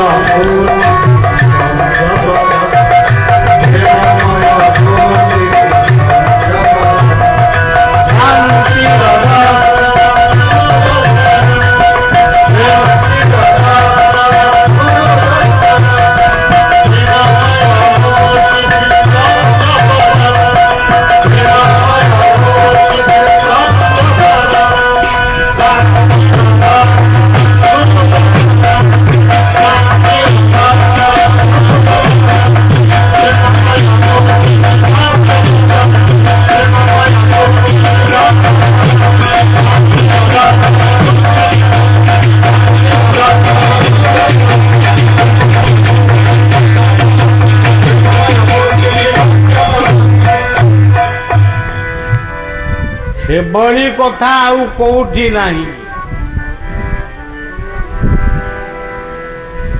ଗୋଟିଏ ମୁଁ ଆଉ ବେଶୀ ସମୟ କହିପାରୁନାହିଁ, ଟିକେ ତଥାପି ଟିକେ କହିଦେଉଛି। ଏଇ ପିଲାଗୁଡ଼ା ମୋ ଉପରେ ବିଗିଡ଼ିବେ, କହିବେ ବାବା କାହିଁ ଏତେ କହିଲେ, ମୋ ଜୀବ ଫିବ ସବୁ ଖୋଲିଆ ହେଇଗଲାଣି, 3-4 ମାସ ହେଲା ଗପୁଛି ଆଉ କ'ଣ। ଆଚ୍ଛା, ସେ କଥାଟି କ'ଣ, ଆମେ ଗୋଟେ ହାଇସ୍କୁଲକୁ ଯାଇଥିଲେ, ଆମର ଆଳି ପାଖରେ ପତରପୁର ହାଇସ୍କୁଲ, ସେଠିକି କ'ଣ ପିଲାଙ୍କୁ ଟିକେ କହିଲି, ମୋର ଆଉ ମନେ ନାହିଁ। କେବଳ କିନ୍ତୁ ଏତିକି ଖାଲି କହିଛି, ପିଲାମାନେ ବାପ ମା ଗୁରୁଜନଙ୍କୁ ଦଣ୍ଡବତ, ଏତିକି କହି ମୁଁ ଚାଲି ଆସିଲି। ତାଙ୍କର ଦଣ୍ଡବତଟା ପ୍ରତିଯୋଗିତା ହେଇଗଲାଣି, କିଏ ଆଗ ଦଣ୍ଡବତ ହେବ। ଇଏ ଯେଉଁ ଆମର ବାପ ମା ମାନେ, ସିଏ ଝାଡ଼ା ପରିସ୍ରା ଯାଉଛନ୍ତି କି କେଉଁଠି ଖାଇବାକୁ ଯାଉଛନ୍ତି, ତାଙ୍କୁ ଦଣ୍ଡବତ ହେଇକି ସେ ପୁରା ଗଣ୍ଡଗୋଳ। ସେ ଯାଇ ସାର୍ଙ୍କୁ କହିଲେ ସାରେ ବୋଉ ବାବା କିଏ ଆଇଥିଲେ, କି ଦଣ୍ଡବତ ଶିଖେଇଛନ୍ତି ଆମକୁ ଟିକେ, ମାନେ ଆମ ନିତ୍ୟକର୍ମ ବି କରିବା ବି ଆମକୁ ଦେଉନାହାନ୍ତି। ଓ ସାର୍ କହିଲା ହଉ, ସେ ତ ଯାଇଛନ୍ତି, ଆଉ କେବେ ଆସିଲେ କହିବା। ମୁଁ ଯେ ଆଉ ଥରେ ପହଞ୍ଚିଲାକୁ ସାର୍ ମୋତେ ଏଇ କଥାଟା କହିଲେ। ହଉ ମୁଁ ପିଲାମାନଙ୍କୁ ଟିକେ ବାଗେଇ ବୁଗେଇ କ'ଣ ଗୋଟେ କହିଲି, ଏମିତି ଦଣ୍ଡବତ ହେବନି, ସେମିତି ହେବନି, ଯାହା ଗୋଟେ ପିଲାମାନଙ୍କୁ ବୁଝେଇଲା ଭଳିଆ କହିଲି। ଆଉ ଦିନେ ସାର୍ ବସି ଭାବିଲେ, ସେ ପତ୍ରପୁର ହାଇସ୍କୁଲର ହେଡ଼ମାଷ୍ଟର, ସିଏ ଦିନେ ବସି ଭାବିଲେ, ବାବା ଭଳିଆ ଆସିଲେ ଜଗତସିଂହପୁରରୁ, ମୋ ପିଲାମାନଙ୍କୁ ସେ କ'ଣ କହିଗଲେ ଯେ ସେ ପିଲାମାନେ ଦଣ୍ଡବତ ହେଇକି ମାନେ ତାଙ୍କ ମୁଣ୍ଡ କ'ଣ ହେଇଗଲା, ମୁଣ୍ଡ ଖଣ୍ଡିଆ ହେଇଗଲାଣି। ମୁଁ ତ କୋଉଦିନ ମୋ ମାଆକୁ ଦଣ୍ଡବତ ହେଇନି, ମୁଁ ଆଜି ତାଙ୍କୁ ଦଣ୍ଡବତ ହେବି, ତାପରେ ସ୍କୁଲ ସାଡ଼େ ଗଲେ। ମା ବସିକିରି ବୁଢ଼ୀ ମା ମାନେ ଯାହା କରନ୍ତି ଆପଣମାନେ ଜାଣନ୍ତି, ସେ ପରିବା ଆମଣିଆ କରୁଛି। ଇଏ ନଇଁଲେ ଦଣ୍ଡବତ ହେବା ପାଇଁ, ମାନେ ଦଣ୍ଡବତ ହେଇନାହାନ୍ତି, ଖାଲି ନଇଁଲେ। ମା ପଚାରିଲେ, ବାପା କ'ଣ ଅଣ୍ଟାରେ କ'ଣ ରକା ପଡ଼ିଛି କି? ନା ନାଇଁ ବୋ, ଅଣ୍ଟାରେ ରକା ପଡ଼ିଛି। ଆଉ ସେମିତି କ'ଣ ନଇଁଲୁ? ନା ନାହିଁ କି ନାହିଁ, ଟିକେ ନଇଁ ପଡ଼ିଲି, ମୋ ଟିକେ ଅଣ୍ଟା କ'ଣ ହେଇଗଲା। ନା ଏମିତି ନଇଁବୁନି, ଯା। ସେଦିନ ଫେଲ୍। ତାପର ଦିନ ଆଉ ରାତି ଯାକ ନିଦ ନାହିଁ। ଆଜି ତ ଦଣ୍ଡବତ ହେବି ଆଉ। ପୁଣି ଗଲେ ଦଣ୍ଡବତ ହେବା ପାଇଁ। ମା କହିଲା, କ'ଣ କାଲି କ'ଣ ଏମିତି ନଇଁଥିଲୁ, ଆଜି କ'ଣ ପୁଣି ନଉଛୁ? କ'ଣ ଅଣ୍ଟା ଭଲ ହେଇନି ନା କ'ଣ? ନା ବୋଉ ଅଣ୍ଟା ଭଲ ହେଇନି। ନା ଯାଉନୁ ଡାକ୍ତରଖାନାରେ ଔଷଧ ଖାଇବୁ? ନା ହଉ ଯିବି ଆଉ, ସ୍କୁଲରୁ ଆଇଲା ବେଳେ ଡାକ୍ତରଖାନା ଦେଇକି ଆସିବି ଆଉ। ଏ ଆଳିପତ୍ରପୁର ହାଇସ୍କୁଲର କଥା ମୁଁ କହୁଛି। ତୃତୀୟ ଦିନ ଯେତେବେଳେ କହିଲେ, ଯାହା ବି ହେଇଯାଉ ଆଜି ମୁଁ ମୋର ମାର ପାଦ ଧୋଇ ନେବି ଏବଂ ମୁଣ୍ଡରେ ମାରିବି। ସେ ଯେତେବେଳେ କହୁଥାନ୍ତି ତାଙ୍କ ଆଖିରୁ ଲୁହ ବୋହିଯାଉଛି। ଦଣ୍ଡବତ ଯେତେବେଳେ ମାକୁ ଦଣ୍ଡବତ ହେଇଛନ୍ତି ପାଦ ଧରି, କଇଁ କଇଁ ହେଇ ଯେତେବେଳେ ପୁଅ କାନ୍ଦିଛି, ମା ବି କିଛି ବୁଝିପାରୁନି ସେ କାହିଁ କାନ୍ଦୁଛି। ତାକୁ ଆଉଁସି ଦେଲା, ମା ଆଉଁସି ଦେଲା। ବାପା ତୋର କ'ଣ ହେଇଛି କି? କାହିଁ ଏତେ କାନ୍ଦୁଛୁ, କ'ଣ ହେଇଛି? ବହୁ କଷ୍ଟରେ କୋହ ସମ୍ବରଣ କରି ସେ କହିଲା, ମା ମୋ ସ୍କୁଲକୁ ବାବା ବଢ଼ିଆ ଆସିଥିଲେ, ଯେଉଁ କଥାଟା ମୁଁ କହିଲି ସେଇ କଥା କହିଲା। କିନ୍ତୁ ମୁଁ ଭାବିଲି ମୁଁ ତ ଦିନେ ମୋ ମାଆକୁ ଦଣ୍ଡବତ ହେଇଛି, କିନ୍ତୁ ମୋ ପିଲାମାନେ ତ ବହୁତ ଦଣ୍ଡବତ ହେଲେଣି। ତେଣୁ ମୁଁ ତତେ ଆଜି ଦଣ୍ଡବତ ହେଲି ସବୁଦିନେ। ପୁଅ ଯୋଉ କାନ୍ଦୁଥିଲେ, ମା ମଧ୍ୟ ଆହୁରି ଜୋରରେ କାନ୍ଦି କୁଣ୍ଡେଇ ପକାଏ। ପୁଅକୁ ଗେଲ କରି ପକେଇଲେ, କହିଲେ, ବାପା ତୁ କ'ଣ ଦଣ୍ଡବତ ନ କଲେ ମୋର ଆଶୀର୍ବାଦ ତୋ ପ୍ରତି ରହିବନି? ଯେତେବେଳେ ଦଣ୍ଡବତ କରୁନଥିଲୁ ସେତେବେଳେ ତତେ କ'ଣ ମୁଁ କେବେ ଅଭିଶାପ ଦେଇଛି? ଆଜି କାହିଁକି ସେ କଥା ଭାବୁଛୁ? ମାର ଆଶୀର୍ବାଦ ସବୁବେଳେ ପିଲାମାନଙ୍କ ପାଇଁ ଅଛି। ତୁ ଯା, ସ୍କୁଲକୁ ଯା, ଏଇ ଥରେ ହେଲୁ ଏଠିକି ମୋର ଯଥେଷ୍ଟ। ଆଉ ପୂର୍ଣ୍ଣମରା ପର୍ବପର୍ବାଣି ହବ ନ ହବ। ତେଣୁ ସଜ୍ଜନ ପୂଜ୍ୟ ପୂଜାର ବ୍ୟତିକ୍ରମ କରିବା, ଏଇ ହେଉଛନ୍ତି ଈଶ୍ୱର। ଈଶ୍ୱର କୋଉଠି? ଈଶ୍ୱର ଏ ଯେଉଁ ଗପ ସବୁ ଶୁଣୁଛ ତାକୁ ଶୁଣ, ମୋର କିଛି ଆପତ୍ତି ନାହିଁ। କିନ୍ତୁ ମୁଁ ଯଦି ସେ ଗପକୁ ଖଣ୍ଡନ କରିବାକୁ ଚାହିଁବି, ଆପଣମାନେ ହୁଏତ ମୋତେ ଉଠିକିରି ପଳେଇବେ କି କ'ଣ କରିବେ, ତାପରେ କି ବସିବେ କ'ଣ କରିବେ ମୁଁ କହିପାରିବିନି। କିନ୍ତୁ ୟାକୁ ଖଣ୍ଡନ ବି କରିପାରିବି। ମୁଁ ପାଣ୍ଡିତ୍ୟରେ କହୁନି। ରାମ ସୀତା ଯେତେବେଳେ ରାବଣ ନେଇକି ଯାଉଥିଲେ, ତାଙ୍କୁ ଗୋଟେ ପକ୍ଷୀ, ଗୋଟେ ଜଟାୟୁ ପକ୍ଷୀ ସେ ରଥ ସହିତ ଯୁଦ୍ଧ କଲା ରାବଣ ସହିତ। କୁଆଡ଼େ ମା ଜାନକୀଙ୍କୁ ନେଇ ତୁ କୁଆଡ଼େ ଯାଉଛୁ? ଶେଷରେ ତାର ପକ୍ଷଚ୍ଛେଦନ ହେଲା। ପ୍ରଭୁ ଆସିଲେ, ତାକୁ ପାଣି ଦେଲେ, ଆଉଁସି ଦେଲେ, ତାର ମୁକ୍ତି ଗତିକୁ ଉନ୍ମୁକ୍ତ କଲେ। ତେଣୁ ଜୀବନରେ ଆମେ ମାନେ ବହୁତ ଭୁଲ କରୁଛୁ।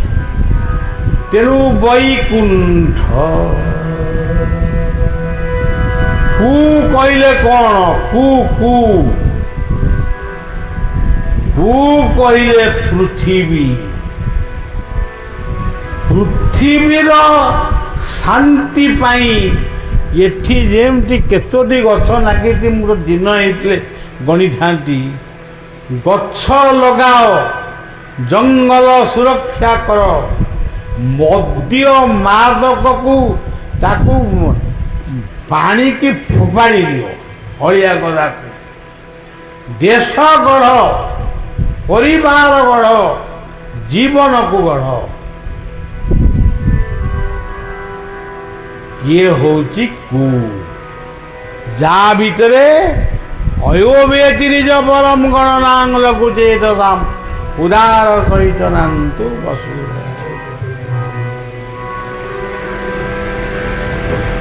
ବୈକୁଣ୍ଠ, ଠଟି କ'ଣ? ଠଟି ହଉଛି ଶୂନ୍ୟ,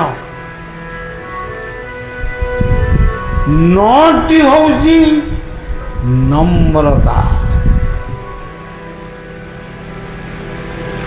ତେଣୁ ନମୋ ନୃସିଂହ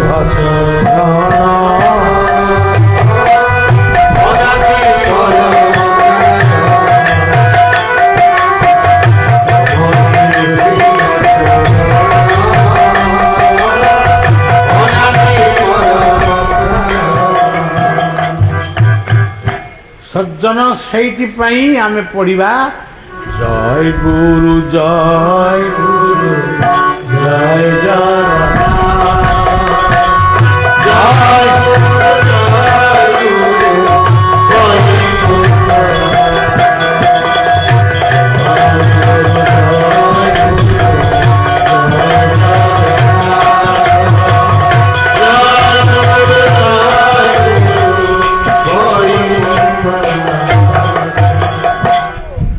ମୁଁ ଆରମ୍ଭ କରିଥିଲି ପରାହାଟ।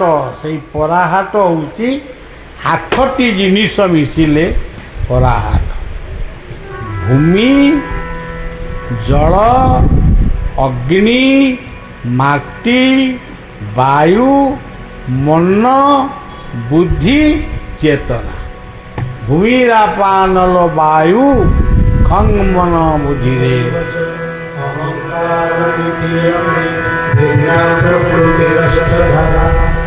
ତେଣୁ ପ୍ରତ୍ୟେକ କଥାର ତତ୍ତ୍ୱ ଅଛି।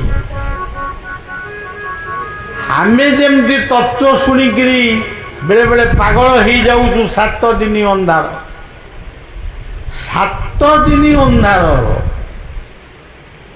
ଘଣ୍ଟାଏ ଖଣ୍ଡେ ଭଲା ହେଇଥାନ୍ତା। ମୁଁ ଗୋଟେ ମିଟିଂରେ ବସିଥିଲି, ସେଟା ହେଉଛି କେଉଁଠି ଗାରୋଇ।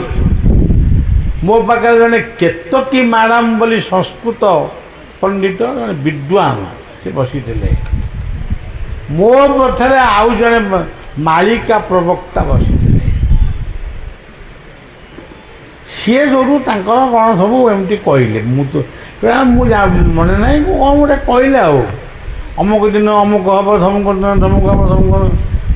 କେତକୀ ମ୍ୟାଡ଼ାମ ମୋ କାନ ପାଖରେ କହୁଛନ୍ତି, କହିଲେ ବାବା ଇଏ ତ କହୁଛନ୍ତି ଅମୁକ ଦିନ ଅମୁକ ହେବ, ସମୁକ ଦିନ ସମୁକ ହେବ, ଆଉ ତ ମୋତେ 5 ଦିନ ରହିବ। ଇଏ 7 କାହିଁ ପକଉଛନ୍ତି ତାଙ୍କ ପଛରେ?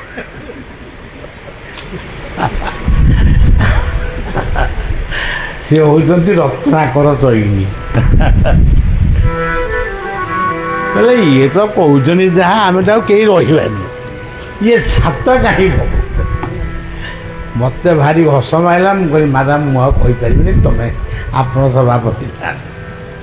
କିଛି ନୁହେଁ, ସବୁର ମୂଳରେ ସେଇ ଗୋଟିଏ କଥା।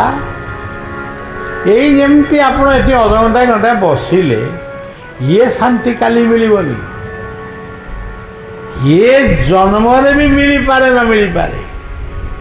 କିନ୍ତୁ ଆଜିର ଏଇ ପରିବେଶ ଆଉ ଆମମାନଙ୍କର ଏଇ ଯେଉଁ ଏକାଗ୍ରତା, ଇଏ ଯାଇ ପହଞ୍ଚି ଗଲାଣି ସେଇ ପ୍ରଭୁଙ୍କ ପଦାବରେ।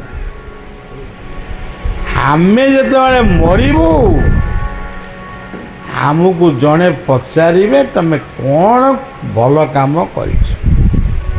ଆମେ ମନେ ପକେଇ ପକେଇ ପକେଇ ପକେଇ ନିଶ୍ଚୟ କହିବୁ ପରା ହାଟରେ ଆମେ ଗୋଟେ ସତସଙ୍ଗରେ ବସିଛୁ। ଏଇ କଥାଟି ପୁଣି ଆମର ପରଜନ୍ମକୁ ସାଥୀ ହେଇ ରହିବ। ତେଣୁ ଦୁନିଆରେ ଆମର କିଛି ନବାର ନାହିଁ, କିନ୍ତୁ ସବୁ ନବାର ଅଛି। ସେ ହେଉଛି ସତସଙ୍ଗ। ବିନୁ ସତସଙ୍ଗ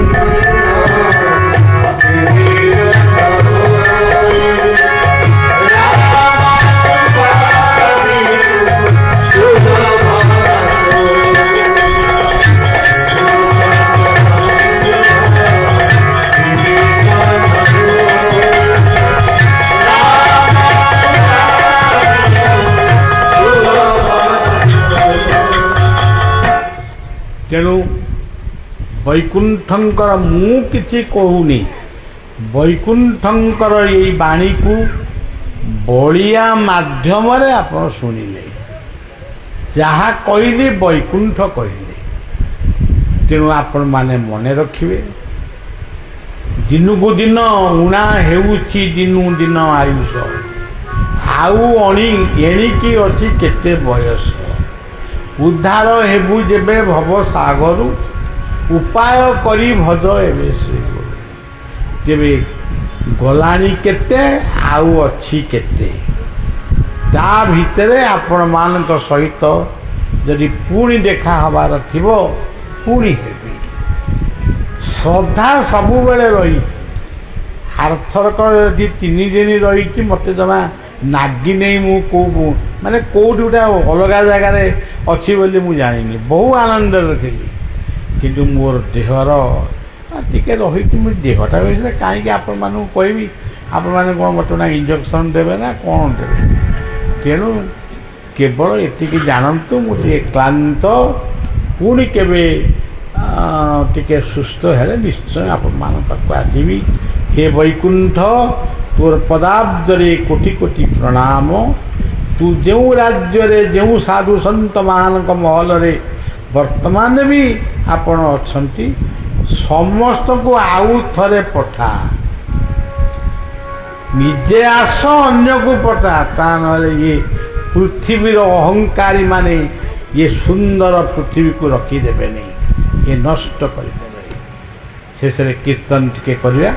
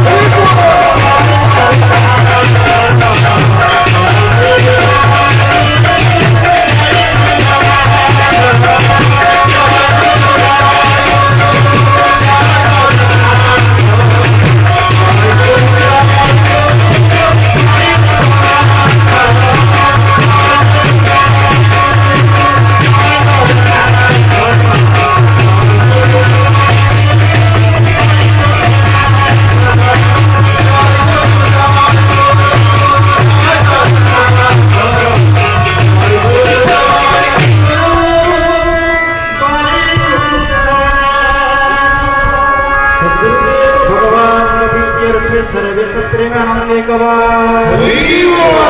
सद्गुरुदेव भगवान विद्यार्थी सर्वे सत्प्रेमानंदे सद्गुरुदेव भगवान विद्यार्थी सर्वे सत्प्रेमानंदे गुरुदेवंकर पदवंदन करी गुरुदेवंकर पदवंदन पुणी थरी करुचे आमे समस्त श्रवण कले जीवन पाई अति साधारण निज चलन प्रतिफलित हो पार्थिबा कथा गुड़िकर अनेक अनेक मुक्त सदृश छोट छोट कथा जहाँ जीवन गतिपथ मुहूर्त को हरण कर मुहूर्त को हरण कर निजक शिवत्व परिणत कर कथा नहीं जावा सांगरे नहीं जावा सांगरे जीवन गढ़ा ये हूँ गुरुदेवंकर इच्छा गुरुदेवंकर सबुआल वार्ता अच्छी ये जीवन परिवार समाज और राष्ट्र से गुरुदेव होती विश्वप्रेमी से गुरुदेव होती पूज्य पूजक एवं परिवेश संबंध में अद्वितीय भगवान सन्त